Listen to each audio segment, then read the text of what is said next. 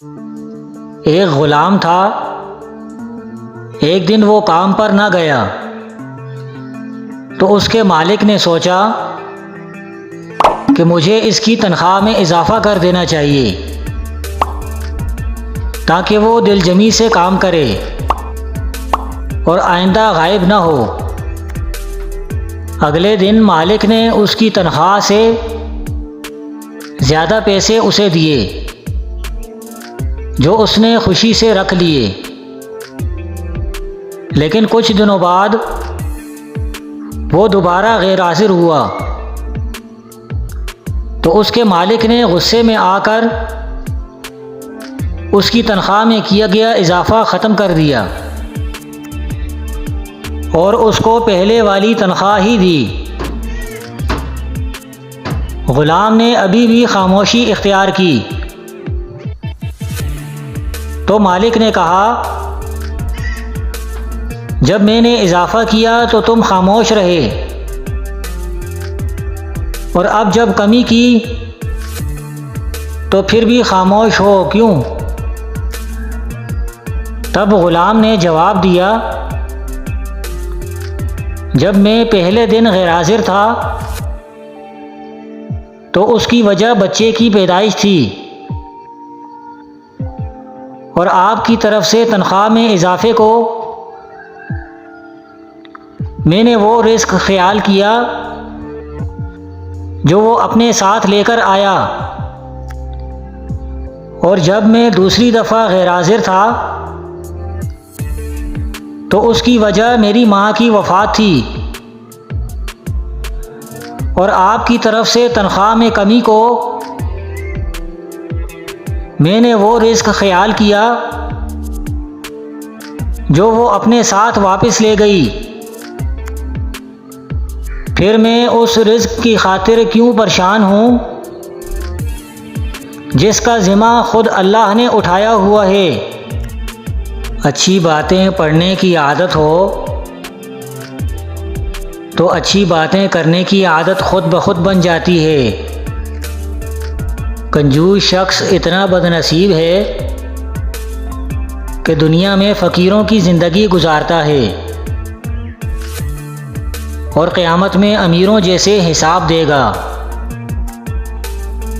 انسان کی ہر سانس اسے موت کی جانب لے جا رہی ہے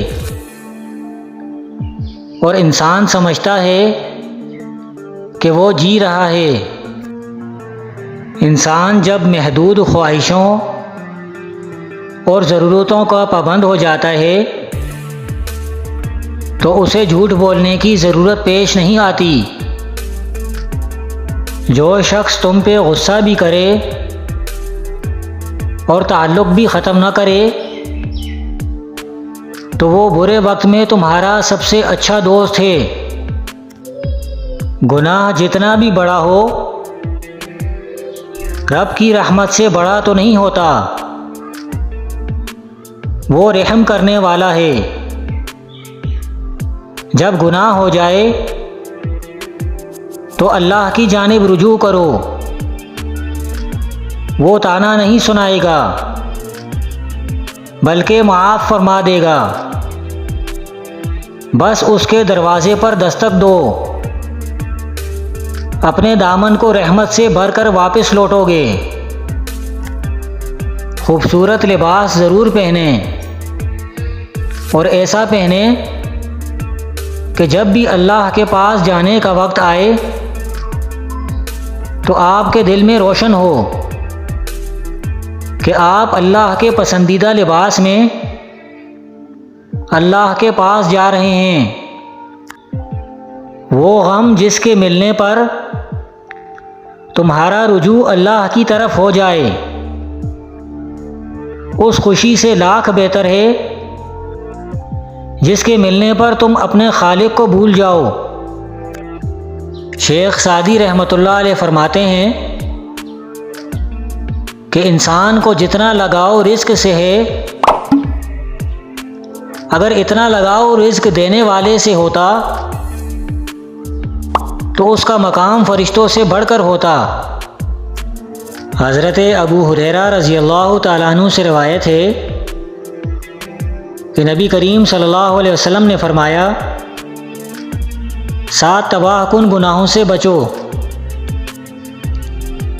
لوگوں نے پوچھا وہ کون سے گناہ ہیں؟ آپ صلی اللہ علیہ وسلم نے فرمایا نمبر 1 اللہ کے ساتھ کسی کو شریک کرنا، نمبر 2 جادو کرنا، نمبر 3 کسی کو ناحق مار ڈالنا، نمبر 4 سود کھانا، نمبر 5 یتیم کا مال ہڑپ کر جانا، نمبر 6 میدان جہاد سے بھاگ جانا، نمبر 7 نیک عورتوں پر تہمت لگانا۔ گناہوں کو بیان مت کریں۔ نبی کریم صلی اللہ علیہ وسلم نے ارشاد فرمایا میری امت کے تمام لوگوں کے گناہ اللہ تعالیٰ بخش دیں گے سوائے ان لوگوں کے جو گناہ کر کے لوگوں کو فخر سے بتائیں کہ ہم نے یہ گناہ کیا ہے۔